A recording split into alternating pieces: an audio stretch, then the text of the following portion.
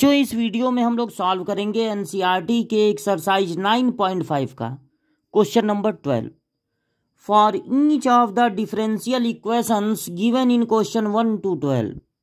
1 से लगाए 12 तक हर क्वेश्चन में एक डिफरेंशियल इक्वेशन दिया गया है। ये डिफरेंशियल इक्वेशन है क्योंकि इसमें आपको दिख रहा है एक डिफरेंशियल कोफिशिएंट dy/dx, इसलिए ये डिफरेंशियल इक्वेशन है। फाइंड द जनरल सॉल्यूशन, इस डिफरेंशियल इक्वेशन को सॉल्व करना है। डिफरेंशियल इक्वेशन को सॉल्व करने का मतलब होता है dy और dx को एलिमिनेट करना, गायब करना। ब्रैकेट में दिया है y ग्रेटर देन 0 है, मतलब y पॉजिटिव है। इससे कुछ लेना देना नहीं है हम लोगों को, क्योंकि हम लोग यहाँ पर कोई वैल्यू नहीं फाइंड करने वाले हैं कि y की वैल्यू फाइंड करेंगे। एक पॉजिटिव एक निगेटिव आया तो निगेटिव वाले को छोड़ देंगे क्योंकि y ग्रेटर देन 0, वो सब नहीं करना है यहाँ पे, इसलिए इसका कोई यहाँ पर यूज नहीं होगा। ये जो एक्सरसाइज है 9.5 वो आपको बताना चाहती है लीनियर डिफरेंशियल इक्वेशन को।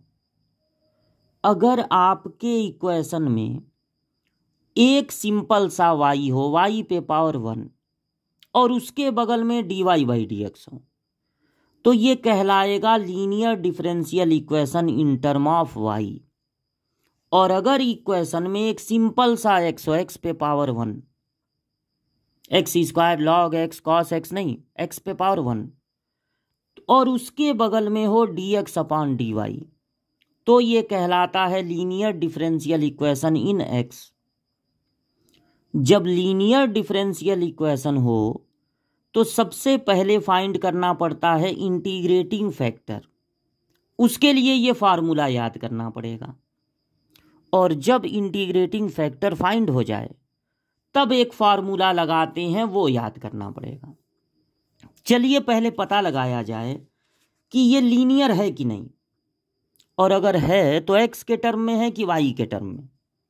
ये y के टर्म में तो नहीं है क्योंकि y² दिख गया, इसलिए y के टर्म में नहीं है। एक सिंपल सा x है, तो यानी ये x के टर्म में लीनियर है। It is linear in term of x। तो जब x के टर्म में लीनियर हो तो बगल में होना चाहिए dx/dy, इसलिए आप इसको पहले उधर भेजिए। x + 3y² = y dx/dy। dx/dy के साथ बगल में आपको x रखना है, तो y dx/dy - x = होगा 3y²।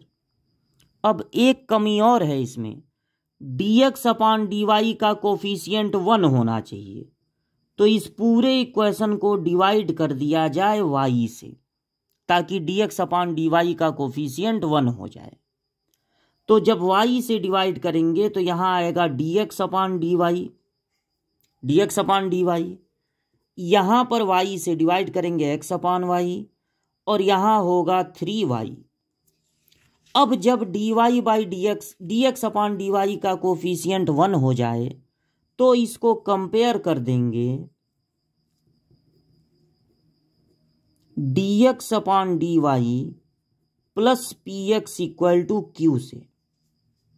तो जो x का कोफिशिएंट है, जो x के साथ है -1/y, वो p का काम करेगा, और जो इक्वल टू के दूसरे तरफ है वो पूरा का पूरा q का काम करेगा। अब आपको लिखना है इंटीग्रेटिंग फैक्टर का फार्मूला, जिसको आप याद कर लेंगे। e पे पावर p का इंटीग्रेशन होता है विथ रिस्पेक्ट टू y, तो यहां पर p मिला है -1/y। अब इसका इंटीग्रेशन कीजिए y के रिस्पेक्ट में, तो माइनस तो नोट हो जाएगा, और 1/y का इंटीग्रेशन होता है log y, 1/y का log y। लॉग के साथ अगर माइनस है, देखिए अभी इंटीग्रेशन हुआ है तब कांस्टेंट नहीं ऐड करेंगे। अभी इसके बाद जब मेन फार्मूला लगेगा तब इंटीग्रेशन जब होगा तब कांस्टेंट ऐड करेंगे। लॉग के साथ वाले माइनस को आप हटा सकते हैं। अगर लॉग के साथ वाला माइनस हटाएंगे तो लॉग के साथ वाली चीज रेसिप्रोकल हो जाएगी। और लॉग का अगर कोई बेस ना हो इंटर में तो ई होता है। लॉग का एक फार्मूला है कि लॉग अगर पावर के रूप में है और लॉग का बेस और इस पूरे का बेस सेम हो, ये दोनों नंबर सेम हो, तो ये पूरा हट जाएगा, सिर्फ बचेगा ये n। तो देखिए यहां भी ई यहां भी ई, तो ये पूरा हट जाएगा, सिर्फ बचेगा 1/y। यही हो गया इंटीग्रेटिंग फैक्टर। अब जब इंटीग्रेटिंग फैक्टर मिल गया तो एक फार्मूला लिखेंगे, x into integrating factor equal to integration of q into integrating factor dy। अब x की वैल्यू क्या, x की जगह तो x लिखना है, इंटीग्रेटिंग फैक्टर है 1/y और q की वैल्यू कितना था 3y। इंटीग्रेटिंग फैक्टर है 1/y, y कैंसिल हो गया तो यहां बचा इंटीग्रेशन ऑफ 3 का इंटीग्रेशन। जब किसी कांस्टेंट का इंटीग्रेशन होता है तो उसमें x से मल्टीप्लाई हो जाता है, यहां y के रिस्पेक्ट में है तो y से मल्टीप्लाई हो जाएगा। 3 का इंटीग्रेशन क्या होगा 3y। और अब जब इंटीग्रेशन हो गया तो एक कांस्टेंट ऐड कर देंगे c। आप चाहें तो पूरे इक्वेशन में y से कर सकते हैं मल्टीप्लाई, या मत कीजिए, रहने दीजिए, उससे कोई ज़्यादा नंबर थोड़ी ना मिल जाएगा, ये भी ठीक है। ये कहलाएगा उस दिए गए डिफरेंशियल इक्वेशन का सॉल्यूशन। क्यों ये सॉल्यूशन है? क्योंकि इसमें dy और dx नहीं है, dy और dx एलिमिनेट हो चुके हैं। सॉल्व करने का यही मतलब होता है डिफरेंशियल इक्वेशन को, कि dy और dx को एलिमिनेट करना है। ये जनरल सॉल्यूशन क्यों कहलाएगा? जब आप किसी जनरल इक्वेशन को कांस्टेंट के रूप में ही छोड़ देंगे, उस कांस्टेंट की वैल्यू नहीं निकालेंगे, तब ये कहलाएगा जनरल सॉल्यूशन। और अगर आप इस कांस्टेंट की वैल्यू भी निकाल दें कि इसकी वैल्यू 2 होगी कि -1/4 होगी, सी की वैल्यू भी निकाल दें, तो वो कहलाएगा पर्टिकुलर सॉल्यूशन। यहां पर आप सी की वैल्यू नहीं निकाल पाएंगे क्योंकि क्वेश्चन देने के बाद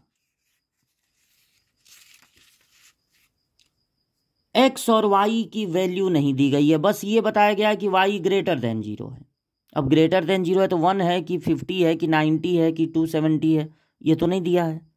अगर c की वैल्यू निकालनी होती तो वो x और y की वैल्यू दे देता, तब अगर आप c की वैल्यू निकाल के इसमें रख देते तब वो कहलाता पर्टिकुलर सॉल्यूशन।